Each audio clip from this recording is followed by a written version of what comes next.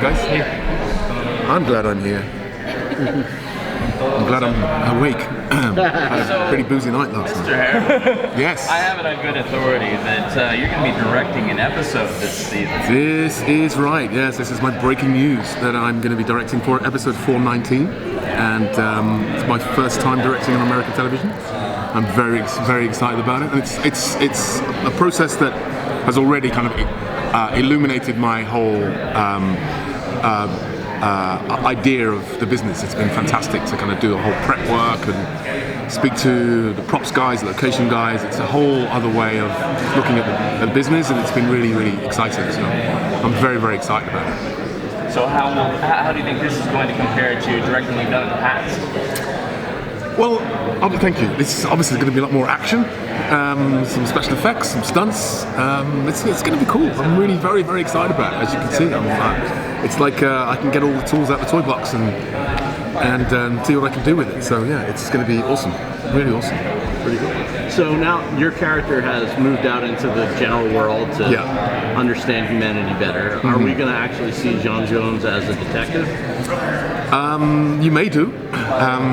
He's very much living amongst the people as he promised his father.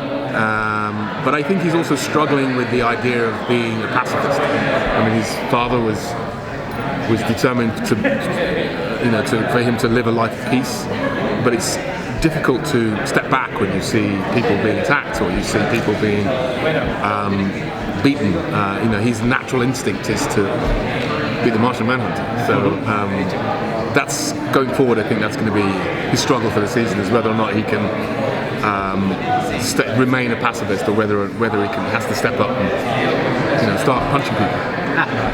So this past season, you got to work with one of the previous actors who has portrayed the character you're portraying. Absolutely.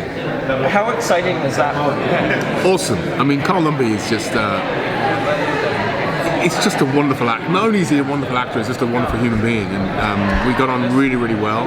Really enjoyed my scenes working with him, and knowing that he was the actual voice of J'onn J'onzz in many of the comics, especially because when I was researching the character, I was watching a lot of those comics, and to kind of hear his voice, I was like, oh my god, I've heard your voice before. So it was pretty cool. And I think in between scenes we'd sort of have a Jones off, where we kind of sit there and talk about various powers that the Martian Manhunter has, and it was just great talking to somebody who has just as much knowledge of the character as I did. So it was awesome to work with. Can we look forward to more family moments between the Danvers sisters and You made it! You got the runaround. Sorry, can you ask that question again? Can we look forward to more family moments between the Danvers sisters and J'onn? Oh yes, there's some really tender stuff going on, and I don't think we're ever going to move away from that. I think the fact is that Alex and Kara very much represent his own daughters, and it would be a shame if we ever moved away from that. But he's very comfortable in that role as the father, and I seem to have adopted the moniker Space Dad. I'm kind of I am the father of the entire universe, which is kind of cool. So I accept my moniker. And there's a second Melissa running around now. A second Melissa? Yeah. Yes. What can you tell us about? We don't even know. We haven't really got the scripts, and we know that it's a cool idea. We don't know when she arrives or how she's going to impact the show, but the scripts are really good this year. The scripts are very different. I think the audiences are going to be quite surprised by what we're doing this year. It's very different, and hopefully they respond positively. But it's not something we've seen before on the show.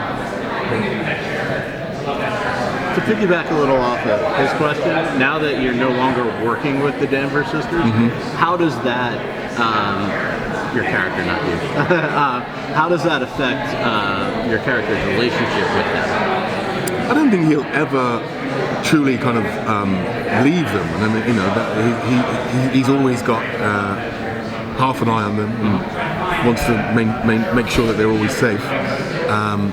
you always check in. And when I did a scene the other day in the DEO, first time back in the DEO, where I was actually in my civvies, I was actually in my normal clothes, which was bizarre because I've only ever been in my DEO outfit when I'm in the DEO, so it was a little odd being in jeans and a t-shirt in the DEO as Hank, but as Jean. Right? You must have a whole new wardrobe now. I have an entire new wardrobe. I kind of like it. I've just literally been in those black fatigues for like 3 years, so it's time for me to kind of bust out the old the wardrobe. So John's got some nice garms. Yeah. And I assume Alex is still going to be coming to John for advice on how to run the DEO. Are there any touching moments of advice that you're going to need to? I don't know about advice, but I think she's doing a fine job all by herself, but she certainly has, right off the bat, there's some extremely challenging moments that she has. And she kind of rises to the top, but I think this year there's going to be some interesting new characters arriving, so watch this space in terms of the DEO. Anything you can tease? No. Yeah, we don't want to get you fired. We're not allowed to tease it, but it's going to be really interesting. Honestly, the scripts are great, and it'll be interesting to see how the audience respond to it. One thing that they've released to us is that they're introducing a transgender superhero. That's right, yes. How exciting is that to be on the forefront of this progressive movement?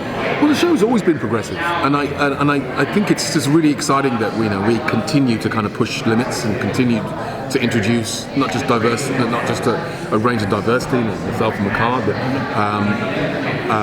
and also obviously having Supergirl as our lead, but now to be stepping into the transgender community and pushing them out into the forefront. I think it's just great and very, very exciting, and hopefully brings a great new audience, and she's great. Do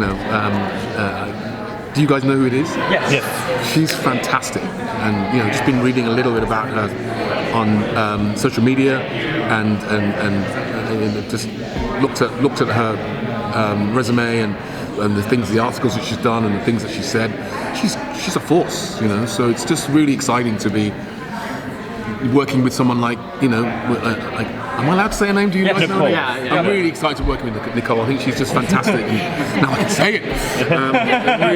Really, really excited to work with her. I think she's going to be a huge addition to the show, and I can't wait to work with her. It's going to be really exciting. You know what? For those of us, not us, but the people at home that will see this later, Nicole, who is she playing? She plays a character called Nia Na. Okay. Am I supposed to say this? They're going to announce it at the panel. That's embargoed Right. until 4. Yeah. So. It'll be after the panel. Great. Yeah, she hopefully, I think she's going to be at the panel. So hopefully, she's really awesome. But she going to be. She plays a character who initially works for James Olsen. And she has strange. I didn't know she was a superhero, so that's going to be very exciting when she busts out that superhero costume. So it's just really exciting times. We've got a great show, great product, and some really interesting characters. You were going to ask a question? I was going to ask, do you remember what the first line that your character has this new season is? Yes, I do actually. Yes, I'm actually on the phone to Alex. No, that's not right. First line, because we're actually shooting out of sequence right now. So I haven't actually said my first line yet, so I haven't read it yet. So we're doing 3 and 4, and then we'll do 1 and 2, which is a little bit bizarre. But it's good. The scripts are great. The scripts are really interesting. I'm really excited to see what people think of it. Is the production a little? I mean, you alluded that you're doing out of order. Is it different because Melissa's not on set? Yeah, we don't have a lead. She's such a great energy and a fantastic focus for the whole production. It just seems a little odd that she's not around. And also, we don't have Jeremy, we don't have Chris Wood this year. Yeah. So it feels like a very different show, and feels like a very different. I mean, obviously we've got a great family. But it just feels like it's a different energy. So we're looking forward to our boss coming home. I think that's it, right guys? Happy? Sure. Well, we can talk about. Let's talk about comics. What Martian Manhunter comics have appealed to you?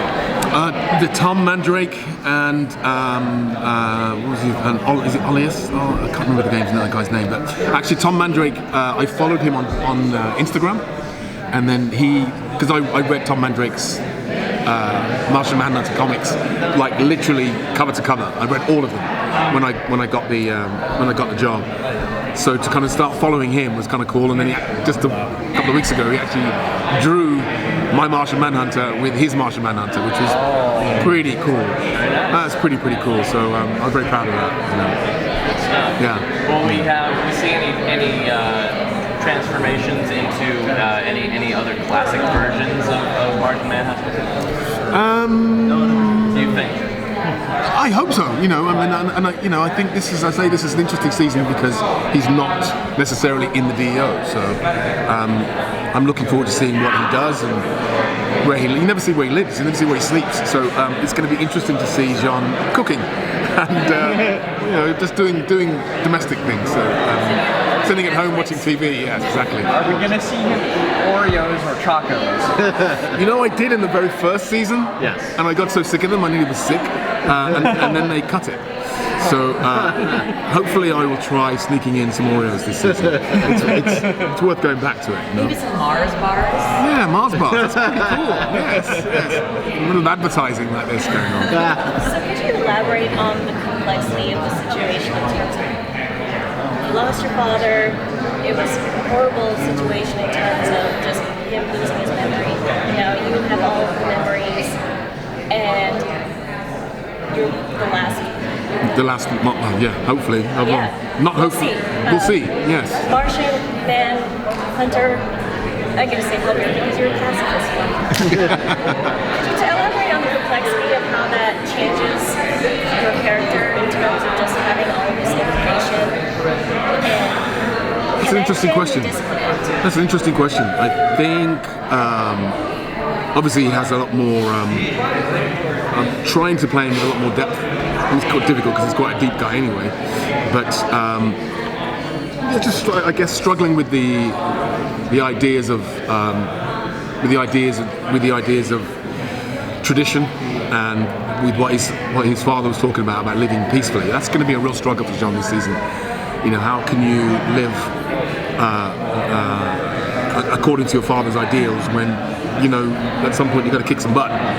So that's his challenge for this year. But hopefully we won't be seeing the last of Carl Lumbly because he's just so great.